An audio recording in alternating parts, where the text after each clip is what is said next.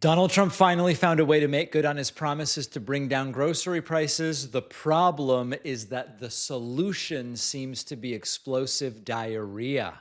I know some of you know what I'm talking about. About the news is what I mean. All it took to finally lower some prices was a Cyclospora outbreak. Bloomberg chief political correspondent Anne-Marie Hordern flagged an interesting detail from the latest inflation report. Let's put the tweet up full screen. Lettuce prices fell 16.4% on month. I don't know. I actually don't know the phrase on month. I thought she meant year over year, but maybe that's what on month means. I don't know. In any case, lettuce prices are down. Maybe that is in 1 month, which is even crazier. This is the steepest decline for lettuce prices on record. So Trump finally did it. Great news, right? This is the affordability stuff that he's been talking about. The Trump administration is working for the average American and all of that stuff. Promises made, promises kept. Except there's one small problem, which is that lettuce prices are collapsing because thousands of people have been infected with a cyclosporiasis outbreak linked to iceberg lettuce in the environment of reduced food inspection of Donald Trump and Robert F. Kennedy's era. And people are going, well, I'm not going to buy lettuce. The lettuce is spoiling, so everybody is dropping prices to try to get people to buy it. Now, as a reminder, Cyclospora is this microscopic parasite. It can cause frequent explosive diarrhea, stomach cramps, bloating, nausea, fatigue, weight loss, dehydration. Symptoms can last for weeks. Sometimes they go away. You think you're out of the woods, and then they come back. So inflation has finally been defeated by an unlikely enemy, explosive diarrhea. The CDC and the FDA have traced the outbreak to iceberg lettuce from Taylor Farms of Mexico.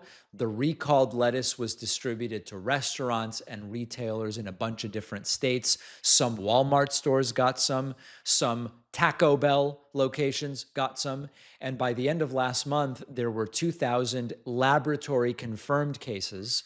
At least 98 hospitalizations. The real number is, of course, way higher. A lot of people don't go and get tested, and there's no confirmation, so the real number is obviously significantly higher. The economic mechanism is really simple. That's kind of the less interesting part. I think the political is more interesting, but the economic mechanism is people hear lettuce may contain cyclosporiasis, so then they're less enthusiastic about buying and eating the lettuce. Demand falls. This is a perishable item. Prices fall to try to sell some of it before it goes bad. Now, technically, you have reduced prices. Practically, people stopped buying salad because they were worried that it would turn their digestive system into a fire hose and that it would go interactive. So it illustrates a real problem with how politicians talk about inflation. That, I think, is the underlying real message here. When a price goes down, Trump takes credit. If eggs go down, or in this case, it's lettuce, the White House will present it as proof that the economic program is succeeding, it's working, it's helping people. Prices can change for a lot of reasons. And sometimes it's because supply has gone up. Sometimes the weather changes. Sometimes consumers run out of money. And sometimes thousands get explosive diarrhea. So the point is, a falling price doesn't indicate a healthy economy or a successful policy. If demand collapses because consumers are scared, or because they don't have money for something, or they are unemployed, the lower price is not necessarily a success. It's actually the symptom of a new problem. Now, none of this means that the entire inflation report was bad. There was a grocery decline of 1/10 of 1 percentage point in July. Overall, food prices went up by 0.1%. So groceries down a tick, food prices overall up a tick. Food prices remain 3% higher than a year ago.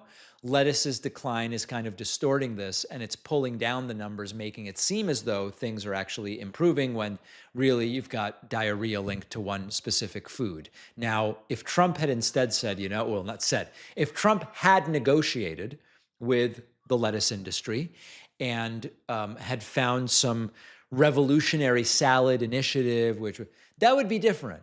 But consumers found a parasite in lettuce. They don't want it. They're not buying it. Not exactly worthy of congratulations, but on some level, Trump said prices would come down. And here is a price that is coming down. Now, the bigger picture goes back to, and we're going to dive deep into this next week, we need to hold these people accountable for the promises they made.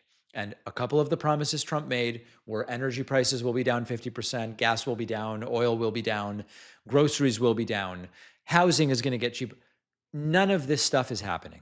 And there are people out there now who are doing the revisionist history and they're going, well, those were stretch goals to begin with. Well, they weren't necessarily the most realistic promise.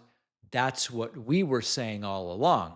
And when I was telling people, presidents don't really have a lot of control over this stuff. And by the way, when there is deflation, it's usually because the economy is really struggling.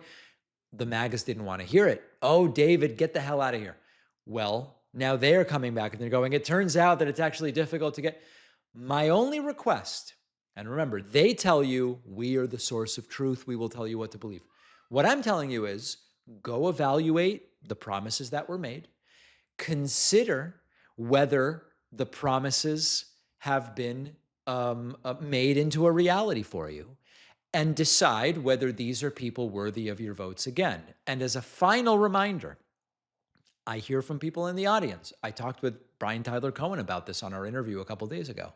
There are people, moderate Republicans, who go, I'm with you, David, on the Trump sucks stuff, but I have no problem with my member of Congress. My senator's cool. My member of the House is cool. Well, they've been rubber stamping 92 to 99%, or even 100% of what Donald Trump has wanted to do. So if you don't agree with what Donald Trump has been doing, you've got to get the enablers out. And your member of Congress, if they are a Republican, is an enabler.